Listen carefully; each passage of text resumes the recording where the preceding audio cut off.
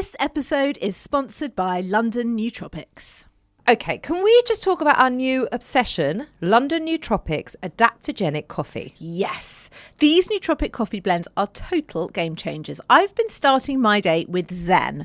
I take it black, it zaps the brain fog, gives me clarity and actually makes me feel on it. I am all about flow. It gives me a little bit of caffeine lift, keeps me nice and balanced. No jitters, no crash, just calm, productivity. And can we also just say that the taste is amazing? And it's all the good quality stuff properly sourced, like KSM 66 ashwagandha, Rodeo Life rhodiola rosea, and potent mushroom extracts exclusively from Hifas de Terra, all with clinical studies, with each blend designed for a specific purpose depending on what you need to help you through the day. They conveniently come in single-serve sachets, perfect for travel and made in UK, because the purpose of London Nootropics is to help you easily incorporate best-in-class adaptogens into your day deliciously, so we can bring them into the studio or take them with us when we're on the go. And right now you can get 20% off at londonnootropics.com with the code SELFCARE. Try them today to experience how they can impact your focus, mood and energy and elevate your day. Great. Who says you can't be the topic of conversation for all the right reasons? The Hyundai Tucson Hybrid pairs bold presence with advanced technology and sleek style. It's everything you didn't know you needed in an SUV and then some. Okay, Hyundai. Visit HyundaiUSA.com to learn more. Hey, it's Paris. You know I love sparkly things, right? Like stars. Duh. And thanks to Hilton and AutoCamp, I just slept under them. Picture me, serving looks by the fire outside my luxurious Airstream, making s'mores with the kids, while a national park is our backdrop. The great outdoors meets Hilton hospitality. That's hot. Explore all the new ways to stay at Hilton.com. Hilton for the stay. This episode is sponsored by One Welbeck.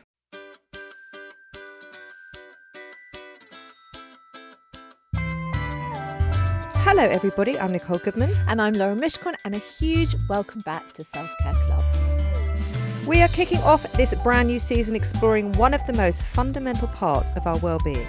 Today's conversation is all about gut health, the microbiome, the gut-brain connection, and why your digestive system might be more important to your overall health than you ever imagined. And we couldn't think of a better guide to help us through it than Mr. James Kinross.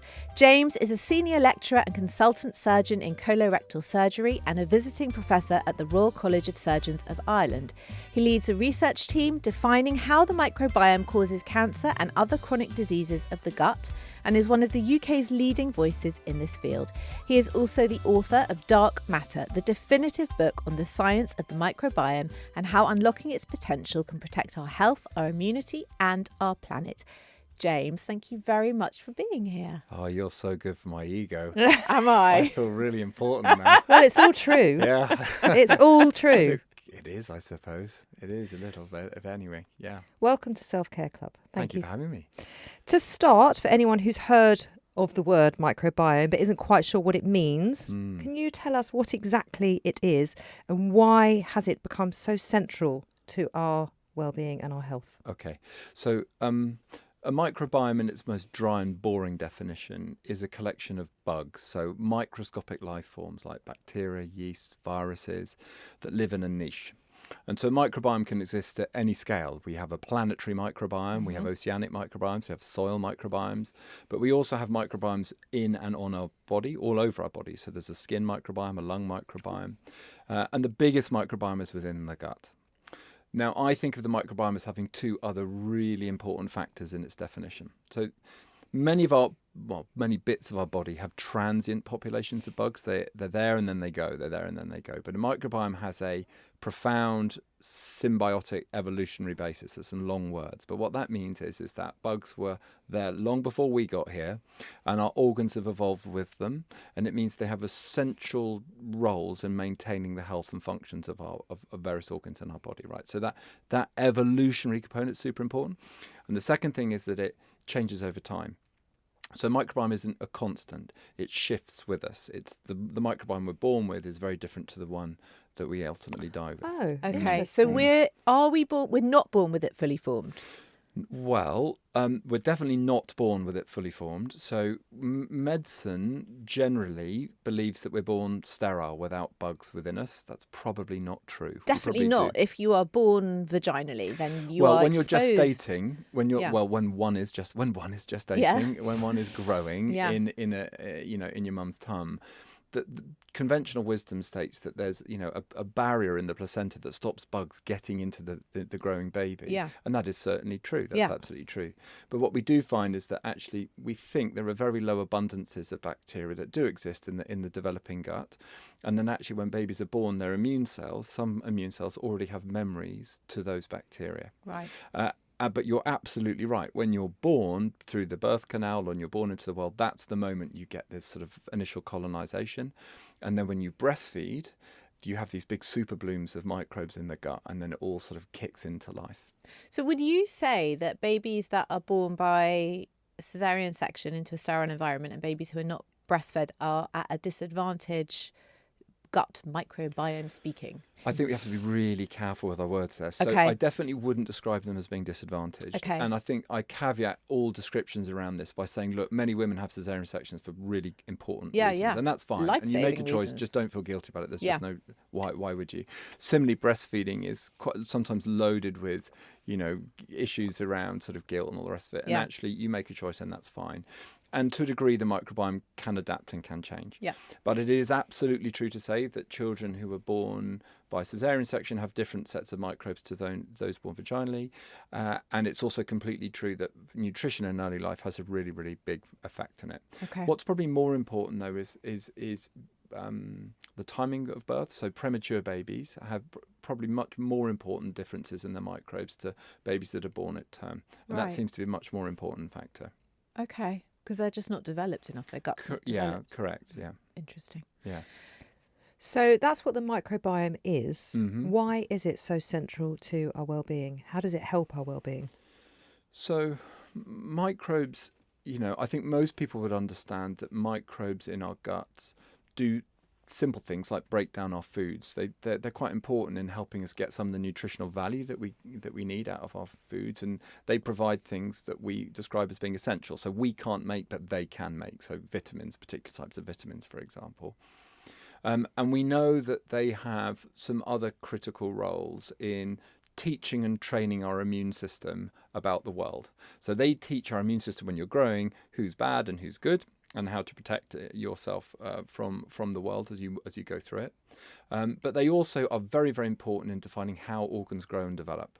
Right. So, for example, the brain and the gut will grow together in partnership. Now, it's true to say you can grow a brain without a gut. It's got the genetic programming, but bugs are really, really important in defining how synapses form between nerves and how they're shaped, and they're incredibly important in that demand in that way. And I sort of think of the microbiome really as like often we describe as having 5 senses, right? Mm-hmm. But actually, you've got 100 trillion senses, and they're all microbes in your gut, constantly seeing, sensing, responding to the world around you and influencing your health as you negotiate your life. Oh, God, that's very interesting. And it sounds like quite scary. Well, I think, listen, this is the thing. I don't think it is scary at all. I think it's rather wonderful. I think it's like this beautiful ecosystem. I think of it like a thriving, green, luscious garden that is there to keep you healthy and to support you and to help you.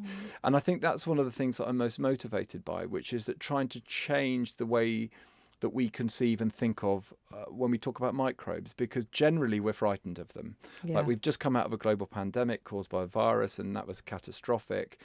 And historically, the thing that was going to kill us was a microbe, right? So the thing that was most likely to kill you in 1900s was, probably pneumonia. If that didn't get you, it was TB. And if that didn't get you, it was cholera. It was a gastrointestinal infection.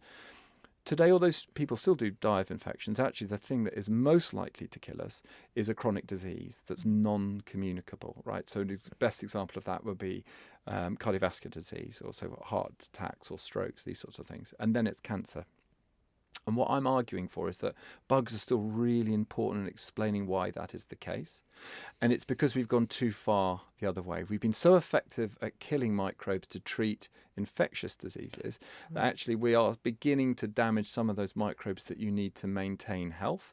And the result of that is a kind of rising burden of non-communicable disease. So we need to be friends with microbes. Bugs are not the enemy. Pathogens are bad news. They're the enemy. But our microbes are actually, they're our friends, and we need them. I never wash my fruit, James. I'm just saying. Good on you. Is there a way to tell how good your microbiome is and your gut health is? Like a simple way? So the answer is yes, you can measure it. The nuance in the answer to that question, though, is that scientists haven't quite decided yet what a healthy microbiome is. And there is a reason for that. There's a lot of debate about it, right? But the reason for it is that the most important thing we've learned in microbiome science over the last 20 years is that it's massively variable between people. Sure, like everything. Well, no, not like everything. So genes... Not like everything. No, not like everything. So you and I share the majority of the same genome, right? So we will have, I don't know, 25,000 genes, right? And they code proteins that make us. Not denim jeans. She also has 25,000 pairs of denim I jeans. can only imagine. And I think it's fabulous in all of them. But actually, we're very, very similar at a genetic level. From a microbial perspective, we're just completely different, and the scale of it is kind of overwhelming. So, like I said, you and I have got about 100 trillion bacteria in our gut. Wow. That is the same number of cells that make up a human. So you're Wow. at a cellular level, you're as much bug as you are human. Wow. And your genome is what, like I said, it's like 25,000 genes coded in 3 billion base pairs or whatever, right? But you've got about 30 million microbial genes in your gut. You're more bug gene than you are human gene. And you and I probably only share about 10% at a species level of those same bacteria. So from a bacterial perspective, we are completely different. Now, some of those bugs might have the same functions, and your microbiome might be quite stable over time. So to answer your question, which is what is a healthy microbiome and can you measure it, what you've got to have is a measure of an individual's microbiome over time. Right. And you've got to think about it in different ways, because you can measure who is there, so what type of bugs are there, but you can also measure what those bugs are doing, and those two things are sort of nuanced and different. Okay. And that makes sort of direct-to-consumer testing of the microbiome really difficult and really problematic, because actually it's not as simple as just doing a poo test and having all of the answers in a single test. So would you be able to tell in your well-being if something was off with your microbiome? Well, I think yes, you can. And, there might be really kind of common sense, simple things, like if you've got an upset tummy or you've got a bit of tummy rumbling or you've got bloating and these sorts of things. But what's interesting about microbiome science is when we begin to do longitudinal studies, particularly in children, is that you can see changes in the function of microbes many, many years before a disease manifests. And actually, you can have these changes in families. So a really good example of that would be a condition called inflammatory bowel disease. When you look at inflammatory bowel disease, those bugs are not right from the get-go, from inception. And so actually, that's why understanding about that time-dependent change in bugs that I was telling you about before is so, so important. You need to understand, for many non-communicable diseases, what those bugs are doing in early life to understand how they affect your risk of disease in later life. Yeah. Which, to answer your question, means no, sometimes you won't know. Sometimes, actually, unless you measure it, you can't know. So things like bloating and IBS and reflux, they're so common now. Yeah. Like everyone is complaining about them. What are some of the root causes of these things that you see in your practice? Oh, that's like one of my most favourite questions. Oh. So the thing is... Square. She's so happy now. I just don't get out enough. I think it's the most important Neither thing. does she. Yeah. So look, there's an IBS doesn't exist. IBS is a terrible name for a terrible condition, and it's just like a dustbin diagnosis, which is misapplied. Oh my God. So it's not irritable. Mm-hmm. It's bloody awful. Like it makes people's lives really terrible. Yeah. And it's a dismissive and patronising term which was given by doctors when they basically didn't really know or couldn't be bothered to really listen to understand what the problem was. It's not really a problem of the bowel, right? The bowel is too generalised. It doesn't really explain anything. And it's not a syndrome. A syndrome implies that it's a sort of series of symptoms that are all associated with one problem, right, with one condition. Yeah. So actually, we talk about it as being more of a disorder of gut-brain interaction. Okay. Right? So that implies the link between the gut and the brain. Yep. And actually, it's lots of different individual conditions that are quite separate and quite different that do have some crossover in the symptoms that patients experience. Okay. Okay. So if we sort of break down an answer to your question a little bit, like, there is a lot of commonality, like bloating, for example. So bloating is a problem that many people experience, and it's experienced quite differently between men and women, and that's because the cause of bloating might be due to the role that, for example, hormones have interacting with the gut. So many women, for example, will experience worse bloating around the times of their period. And it also is very influenced by nutrition and diet and the foods that you eat, and the kind of various other lifestyle factors. But it's also influenced by bugs. So bugs are absolutely critical mediators in defining why you bloat and how you bloat and when you bloat. Okay. Because bugs help you break down and get rid of hydrogen, which is the gas. Okay. So bugs, like if you've got a bloating problem, it's a bug problem to a degree, and then you've really got to think about the microbiome if you want a solution. Do you think that as many people who say they're lactose intolerant are actually lactose intolerant? Yeah, definitely not. Yeah, I don't think so either. Definitely not. I don't think so. But what I think is interesting about that is that more and more people are becoming lactose intolerant. Why? Well, that's a really good question, and I really want to know the answer to that. And I think if you want to know the answer to that, you have to look at how multiple different conditions are changing over time. So it's not, if you just looked at lactose intolerance alone, you might think, well, okay, maybe we can get some answers. But I would argue that actually we've got a rising incidence of immune-mediated diseases more broadly in young people. So allergy, asthma, atopy, all of those are going up. Too many antibiotics? Well, maybe, but so inflammatory bowel diseases are going up. Right. Bowel cancer risk is going up, right? Mental health problems are going up. Yeah. So why? Why are these things happening? Yeah. And so the commonality, clearly this is multifactorial, right? Clearly it's not just one thing driving it. But the way that I conceptualize it is that I think we're experiencing an internal climate crisis. So I described to you earlier this idea that we've got this lush garden in our guts, right? This lush kind of green rainforest of microbes.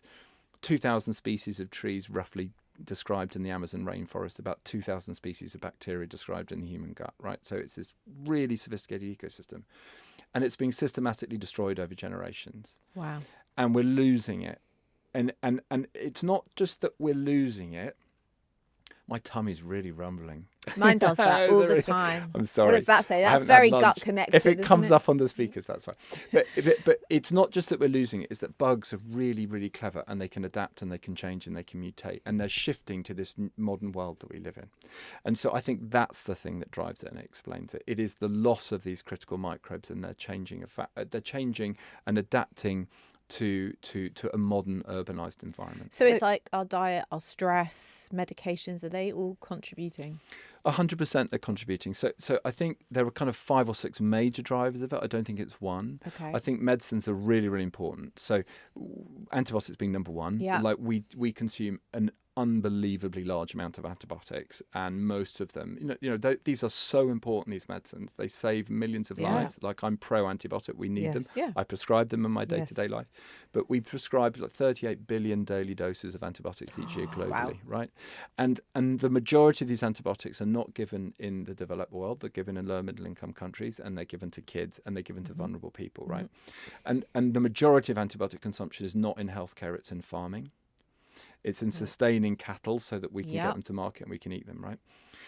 So polypharmacy is a huge problem. So by that, what I mean is we take an enormous amount of medicines. So globally, we take 4 trillion daily doses of medicines, right? Which means sorry, say that number again. Each year we take 4 trillion doses, right? Wow. Which means half the globe takes a medicine every single day. So if you think about paracetamol, ibuprofen, so proton pump inhibitors, simple medicines that we all take just to get through the day. I'm not talking about, antihypertensives, statins, all these sorts of things that we also take. Now, many of these medicines we don't think about as being antibiotic, but they're antibiotic, okay? Or bugs influence how those medicines work. So that's super important. Nutrition and diet, like you guys know that, don't need to tell you that, but also urbanized living. So urbanized living has a really big impact, and it has a big impact for a number of reasons. The first thing is that our social networks are getting smaller. So we live in a big city with lots of people, but actually our real world networks are shrinking, our family size is shrinking, and who we share bugs with and how we share bugs with is profoundly changing. But you're also exposed to environmental drivers. So that might be microplastics, it might be, environmental pollutants. And bugs have got this amazing catalogue of enzymes, and they can break down and interact with all of these things. And they have a huge impact on how microbiome works. Okay. God, fascinating. Yeah. So how do we improve it? How can we improve it? Can we? So I think the really important message here is that we can. Yay! Right, yeah, right. So it's good. And I think sometimes when we when I use like references like the climate change, it can be a bit overwhelming. You think, well, oh gosh, well, what can I do? Like, sometimes I can barely be bothered to take out the recycling, let alone kind of solve a problem like that. But the key thing about the microbiome is that it is actionable. You can change it. Unlike your genome, which is super hard to change, right? Unless you've got some access to gene editing technology, which none of us do, right? And definitely not. Yeah, definitely not, right? Don't. I definitely wouldn't. You wouldn't want be able to to work anyway. that. I can't even do Spotify. That's true. But you can change your bugs. Yes. Right, Hooray. and you can change your bugs through quite simple ways, like nutrition and diet and lifestyle. And probably all of the things you talk about on this show all do have a really big impact on that.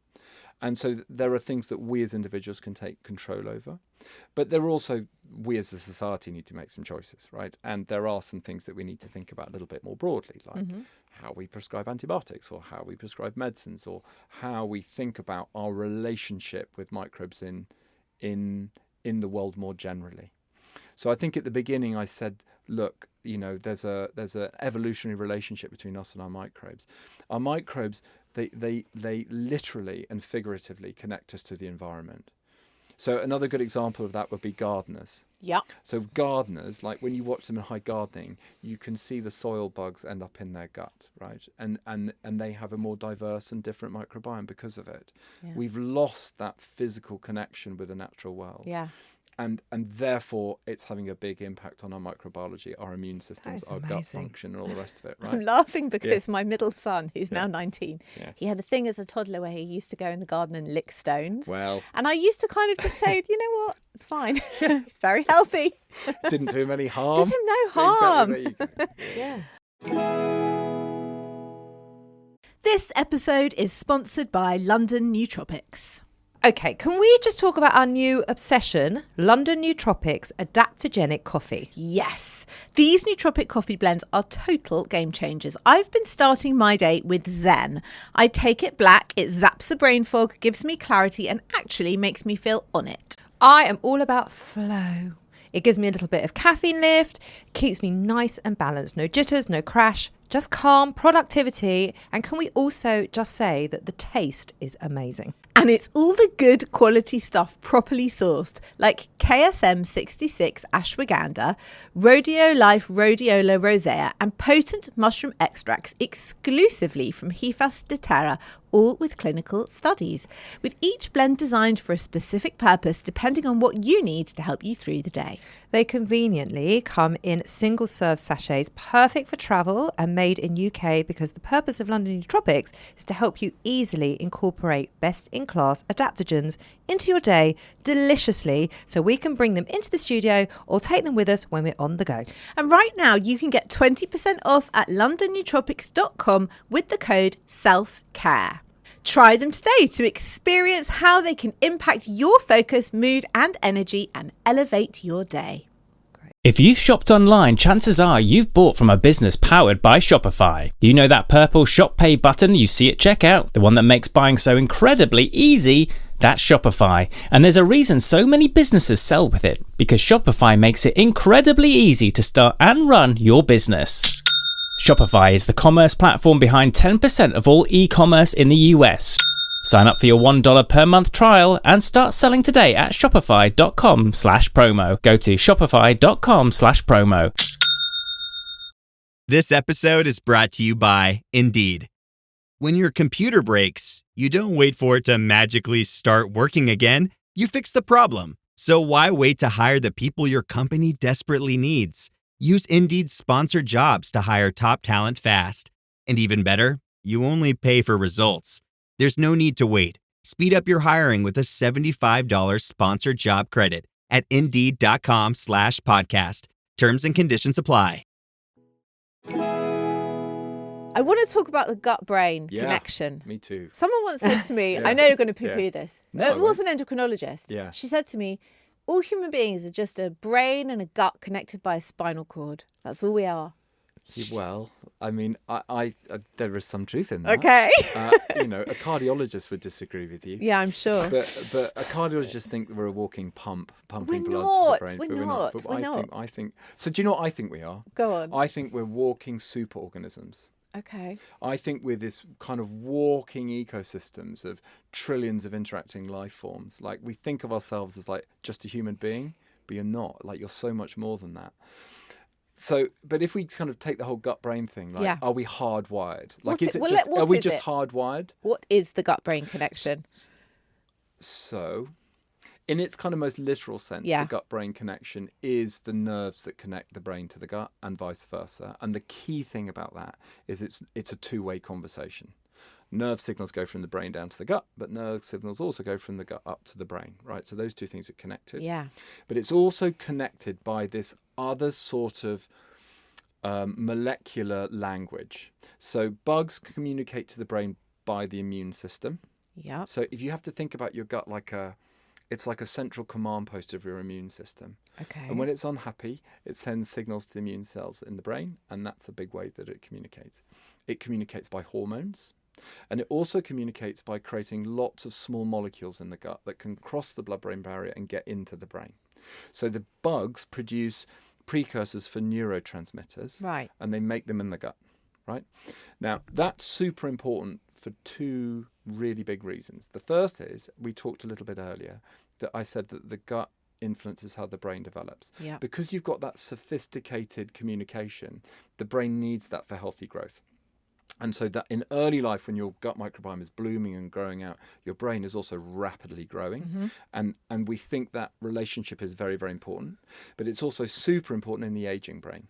So as you get a bit older, your microbiome becomes a bit more unstable again. And that correlates very closely onto brain degeneration of aging. I suppose the third thing is that our mood, how we feel, how we experience the world is also directly influenced, therefore, by how our gut is working. Jeez. So when you were talking about IBS, Yeah. And I said IBS isn't IBS, it's a disorder of gut-brain interaction. That is why. So would it be fair to say that our moods, our mental clarity, even things like anxiety could be influenced by our gut or the gut-brain connection? Yes, absolutely they are. Wow. Yes. And would it be fair to say, again, if you improve your microbiome, then all of those other things will improve as well? I think it would be fair to say that. But I think what I would also acknowledge is that the microbiome is just one part of that. Okay. So I think sometimes people come to my clinic and they expect the microbiome to be a panacea for their mental health problems. Yeah. Okay. And it isn't. Okay. Right? What it is a tool that we can leverage to help improve a situation. Okay. So there's this idea of psychobiotics. This idea that actually we know from studies that particular bacteria influence mood and behavior in particular ways. And there's this idea, well, you could just, take a probiotic and it would make you feel a bit better. Yeah. We don't have evidence that that really plays out. And the reason that doesn't really play out in human trials is that the microbiome is just so complicated. There's this sort of, it can be good and it can be bad at the same time. And it's really hard to target it in that way. But what it does mean is that when a patient comes to see me with irritable bowel syndrome, quote unquote, or disorder of gut-brain interaction, that actually I will ask them a mental health history. I will say to them, can we talk about your mood? Can we talk about early life? Did you, when you were young, did you experience trauma? Does something happen to you that maybe we need to talk about? Can we talk about eating disorders? Like, did you have this? Because so often patients will go to see their gastroenterologist and they will not be asked about it. Yeah. Because there's a 15-minute consultation and there's like, well, the gastroenterologists are going to kill me for saying this, but they sort of. I don't think many of our listeners are gastroenterologists. But for them, it's like what I call time to endoscope. Like, how quickly can I do a colonoscopy and get, and rule out an organic problem? But actually, because the gut and the brain develop together, because the gut and the brain are intimately connected, psychological trauma has a big impact on gut function. It's astounding, isn't it? And we just don't understand it. Yeah. But it also, the other thing that I've really noticed, and we've taken this from research as well, neurodiversity has a big impact on gut function. So about 40% of patients who have autistic spectrum condition or have severe ADHD will have gut problems, and very often it's missed. Why is that? Oh my God. It's missed because no one asks about it and no one thinks about it. And no one's connecting it. No one's connecting it. But you've got to ask and you've got to look for it. And quite often patients will sit down with me and they will go, oh yeah, that makes sense. And when you understand that, quite often it's just about putting their symptoms into a perspective and explaining them, and that in itself is helpful. But then also you can then do gut targeted psychological therapies that help improve the function of the gut. Wow. So quite often it's about resilience and trying to understand, how to manage it. Because we talk about it like in everyday life. You'd say, I've got a gut feeling about something, right? Yeah. There's so many things that we just say as human beings all the time that are about our gut, or I've got a nervous stomach, or all these things. It's such a part of our intuition, isn't it? Yeah. But why do we say that we feel it in our gut? Because of the gut-brain connection, right? Yeah, of course. Yeah. And I think so I think it's a real thing. It's not. It is a real thing. Yeah. So just on the neurodiversity for a second, if you have good gut health, or if someone comes to see you and you improve their gut health, would that help with their symptoms, their neurodiverse symptoms? That's harder to say, and I'm reluctant to say yes because I don't think we have the evidence yet for that. Okay. Right. So, but I think that's a direction of travel, and I'll give you some examples. Okay. So there's this. It's hard to talk about this without having to first talk about fecal transplant, which will totally gross out your listeners. But so fecal transplant is this idea that you basically take poo from someone who's well, quote unquote, and put it in someone who's not very well. Yeah. And there's a number of reasons why we might do that. We do it commonly in the NHS for a condition called Clostridium difficile, which is a bacterial infection in the gut, and it works super well. We're doing experimental studies in kids who've got autism with fecal transplant. We've done experiments with young people who've got anxiety and depression. We're doing it with people who've got, addictions. And there are really good signals that these things are effective.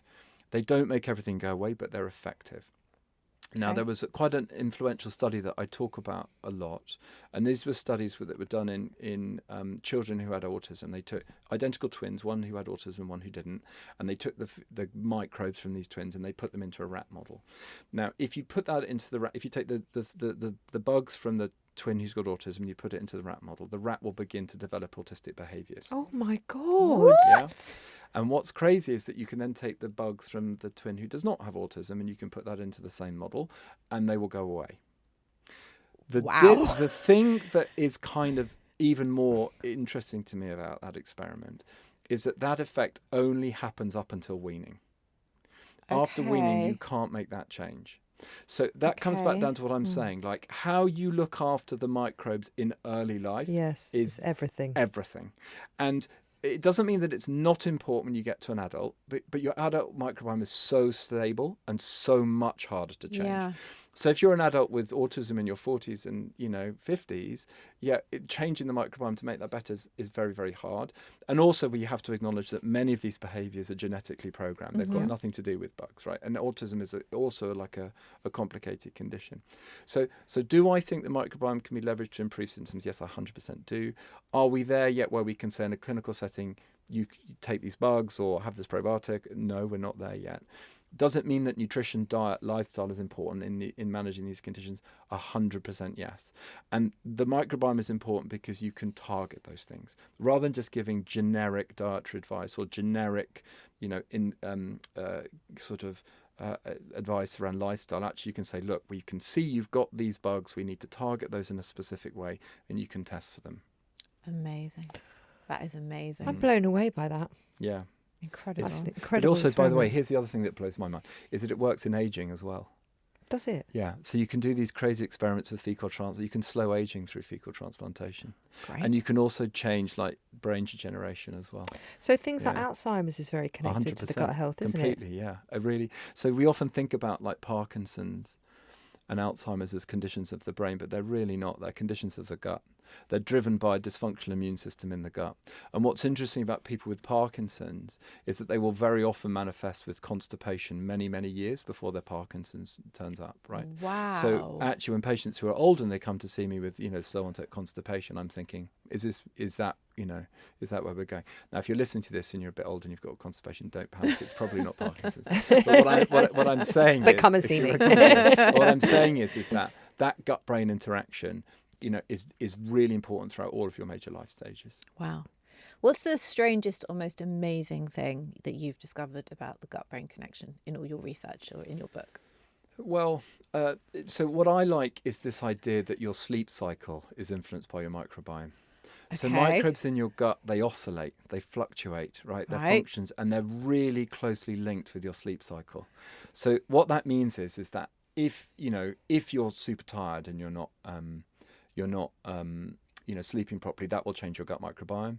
And similarly, your microbiome, if it's not happy, will influence your sleep cycle.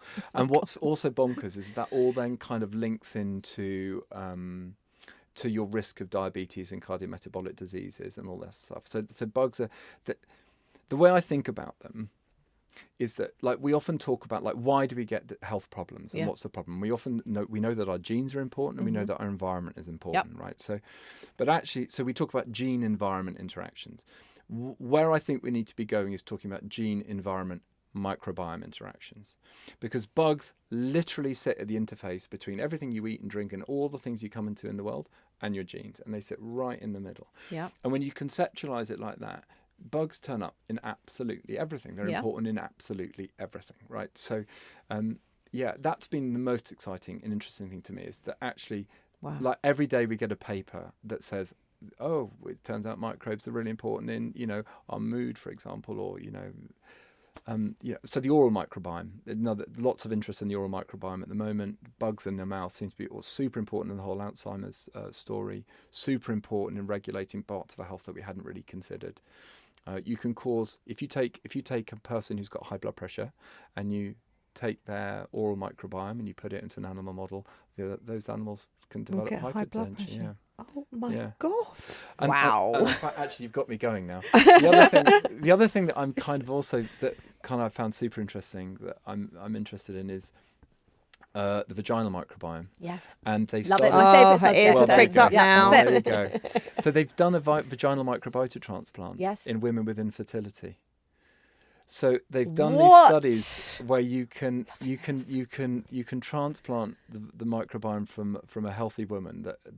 So the vaginal microbiome is very different to the gut. It's a monoculture where it's lactobacillus dominant. There's just one bug that just dominates this ecosystem. It regulates pH and has a whole bunch of functions. And in women who have a high risk of fertility, what we're seeing is that actually their microbiome is more diverse. And so if you take the bugs from women who are fertile and you put them into someone who's infertile, actually it turns out, in these small case studies that we've had at least, that you can get to a term pregnancy. Wow. Yeah. Wow. Super interesting. So a couple of my clients would do vaginal seeding if they knew they were having a planned section. Yeah. You will hate this, but you basically put like a flannel in your vagina for a couple of hours before the cesarean. And then when the baby's born, you wipe that flannel all over that baby's face. And it kind of replicates in a way how coming through the birth canal. Their experience coming through the birth canal. Yeah, That's amazing. So that's just taking it to another huge level. Wow, amazing! Yeah. That is amazing. We have some listener questions for you. Yeah, go that for we'd it. love to move on to. With a major selection of the looks your kiddos love, starting at just $4 in the Walmart app, a new school year means a stylish new them. Who knew? Find skater skirts and Crocs that say, I'm casual but cool. Sparkly sneakers that say, it's my classroom, you're just learning in it.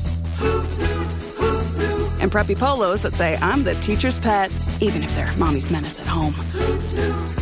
Find their favorite styles starting at just $4 in the app. The Walmart you thought you knew is now new. But before we move on to to our listener questions, what are your personal go-to habits for maintaining gut health? What are your secrets, James? Oh, so my tip-top secrets. Yeah. Do you drink Yakult? No. Do you believe in Yakult or any of those probiotic yogurt drinks? I have to be quite careful. We're not sponsored by them, so you can say whatever you like. No, we used to be. We used to be, but not what anymore. I've learned about doing this is people feel really strongly about this. And Yeah, when I my say mum something, loves them. Then I get like 500 emails going, you said this. No. So I have to be quite careful. But so probiotics, good, like them, use them. Great. But they're not a panacea. Okay. So I use them in a targeted way for people that really need them for particular problems. Okay. What is much more important is to have a diverse, plant-based, high-fiber diet. That's generally good for your gut. I think we can all agree on that. Yep. And I tried to become vegetarian, and I failed. So my general rule is I will eat vegetarian at home, but if I go out and someone cooks for me, I eat what I'm given. Okay. And so that's generally my rule. So does that mean you've just included many more plants into your diet? Is what you've done? It does, yeah. But also I try and be sort of conscientious about where I get my food from, because what I'm very interested in is how we use antibiotics in food preparation and farming, and I try and be really selective in where I get my foods. You know, I think the main message with probiotics is diet is so much more important, like getting that right. Like there is no shortcut. Like you can't just take a probiotic and make all of this better. No. If I am going to take one, I like a prebiotic. I like a prebiotic, which is a fibre that you consume that you can't break down, but bugs can. That has a health benefit. Okay. And there are a number of ones out there. The other important thing you really must do is just delete your food delivery app. They are just oncogenic, awful things, and we should all be getting rid of them. Yeah, I mean, I hate takeaways. Hate them. Yeah, and you've really got to take ownership of your own food, which means cooking it and preparing it yourself and getting your hands in it. Always. And my other message on food is, like, actually the most important thing that I'm kind of interested in is social eating. You've got to eat with people. Yeah.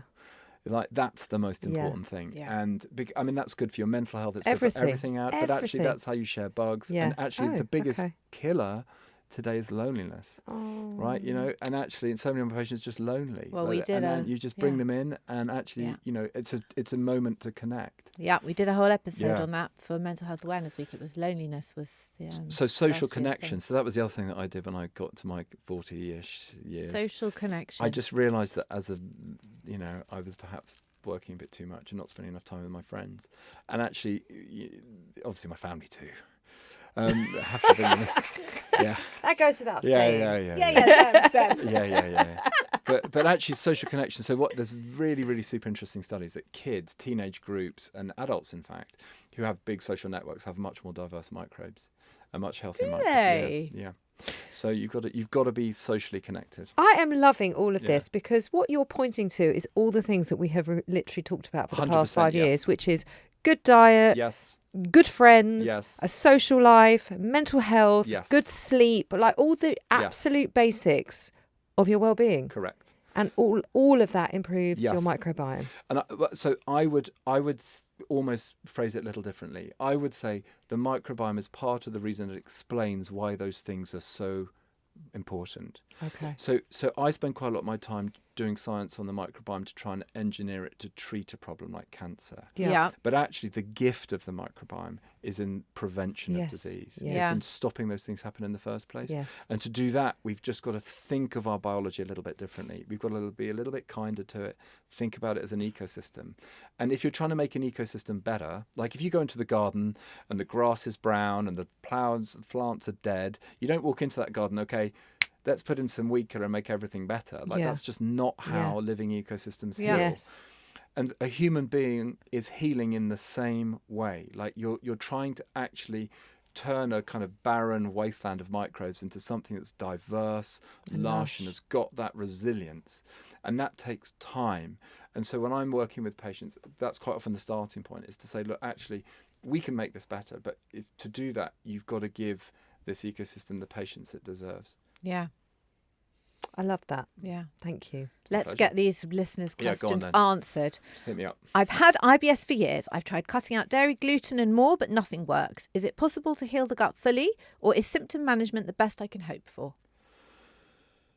I'm an optimist. I believe that it is possible, but I think I meet a lot of people like your listener in that situation, and quite often they're trapped in a cycle of supplementation. Yeah. They've usually tried absolutely every medicine on the market. They've usually been to absolutely every single gastroenterologist, and they've said, look, there's nothing wrong, just get on with it, right? Yeah. And so in that situation, what I try and do is wipe the slate clean and start at the very beginning. And whenever I talk to a patient like that, my story starts right at the very beginning. I want to know what happened when they were a kid, and I want to try and unpick that gut-brain connection and look at their life through that prism. And so actually what I would say is that they need to think a little bit, they need to start by being a bit kind to themselves and think a bit holistically, and they need to really examine the gut-brain connection as a solution to their problems. And if they do that, they can make a change. Does the perimenopause and hormonal change affect the gut? My digestion has completely changed in the last year. Yeah, 100% it does. Really, really important. So hormones like estrogen and progesterone and testosterone have receptors in the gut, and they work directly on the gut. But bugs also influence how those hormones work, right? Of course they do. They're in control of everything, it seems. Well, it's not that they're in control of everything. It's just that they, because we have co-evolved, like going right back to the beginning of our conversation, they're 100% involved in everything, right? So hormones, when they're sort of broken down in the gut, some of them will bind to to enzymes that bugs make, right? So bugs will change the structure. Sorry, I'm getting it wrong. Bugs make enzymes that change the structure of hormones, which then bind to proteins. So that was a bit too much science. That was very, very sciencey. That was so sciencey, That's wasn't okay. I mean, it? I love science. That's okay. I went deep but there. that's okay. I'll wind it back. No, we've been talking for ages and you've right. only just dropped that. So we're good. We're good. I'm Let it really, go. really sorry. I'm really sorry. But anyway, yes, bugs, hormones, gut function, 100% yes, important. Okay. And it's really hard to kind of find really good gynecologists that understand that. Big plug for my gynae colleagues at One Wellbeing. They're very good. We know them. We love them. We've seen them. They're great. Good people. Yeah. Yeah. Does diet / the microbiome affect endometriosis? So there is a theory that endometriosis, it forms because of a breakdown in the relationship that hormones have with our immune system. Okay. Right? So and bugs, of course, sit in the middle of that relationship. So it's not like a bug causes endometriosis, but they are part of the mechanism through which endometriosis is caused. Okay. And so we're also finding that with polycystic ovary syndrome and with other conditions of the gut. So it's definitely an important part of it. Now, we talked about the body having lots of different microbiomes. So there's a vaginal microbiome. There is a very low abundance endometrial microbiome. These seem to be quite important. But what's interesting is that the gut microbiome, we think, is a really key driver for endometriosis. Amazing. I love this question. Are fermented foods like kefir and kimchi really that helpful? I eat them, but I'm not sure they're doing anything. I also can't stand them, but I don't eat them. Stand. Tell me they're not that. kimchi. Tell me they're not that helpful. Tell me I don't need it. Yeah. So I mean, look. Lie to us. Yes, I'll lie to you. So what I would say is that they are good for your gut and you should eat them, right? Boo. Sorry. Boo Like, and my hiss. daughter loves kimchi, and we we make it together. Well, we don't. I made that up, but she makes it and I watch it. So That counts. That's still equally counts. impressive. It's great, right? But what I would say is that kimchi isn't going to save the world. Okay, so It's certainly not. Right, okay. So actually, if you're serious about having a healthy microbiome, you can't. It's not just about eating a little bit of kimchi and hoping it's all going to be okay. Because as we've been discussing, it's everything. It's a bigger deal, right? Yeah. So I don't want to take away the kimchi from your listeners because I really like it, and I do recommend fermented foods. But again, it's nuanced because if you're having, and this is going to sound really obvious, and I'm really sorry, but like if you're having sausage and chips and then you're sprinkling a bit of kimchi on it, right? It doesn't make up for that. I get it. Right? I get it. So that has to be part of a broader strategy. Yeah. Well, it's a lifestyle situation, Yeah. isn't it? It's your whole lifestyle is going to need to be taken into account in order to improve everything. Correct. 100%. Yeah. This It's is not our- just a bit of Yes. kimchi. We This like is our kimchi. last question. Babies, how do we positively develop their gut microbiome from weaning onwards? Babies. babies. We like babies. Okay, so what you do Yeah.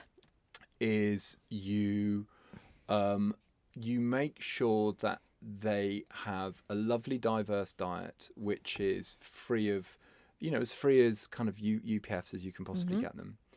And you make sure that your babies are playing with lots of other babies, right? They need to be they need to be in a social environment. Like I think all parents know that sense of dread when you first take them to nursery and they're like these petri dishes that come back just with like snot, wee, snot and all the rest of it, bogies. right? Yeah, they're also revolting. sharing good bugs, Yeah, right? yeah, And yeah. that's important. Yeah. They need to go and play outside. Yes. They need to roll around in the mud. Yeah. And that's exactly Lick what they should stones. do, right? And Yeah. lick stones, okay? Yep. Because actually they need to have that direct connection with nature because that we know is important. So Pets. quite interesting good. studies looking at kids in forest schools. Yeah. So kids in forest schools have really diverse microbes, very different to kids in kind of urban schools sure. that don't do that.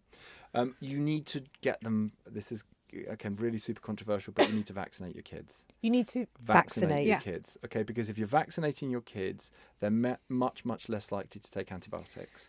And it's... Sorry. You weren't vaccinated, were you? That's I know you were. I know.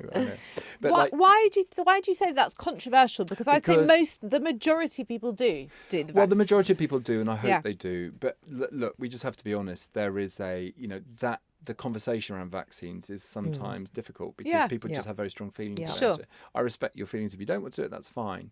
But but for me, I think it's an important thing to do. And one of my rationales is it's the most effective public health intervention we have. Sure.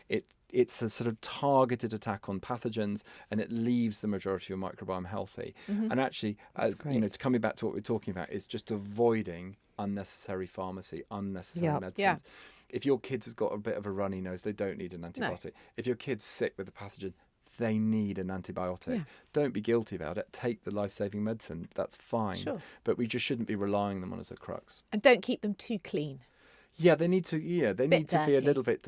Need to lick stones. Well, need my to son will be so happy to hear that. Yeah. My youngest will love that. Again, I get into trouble with like public health officials. Like, they should be washing their hands when they go to Well, the loo and simple yes, stuff, right? yeah.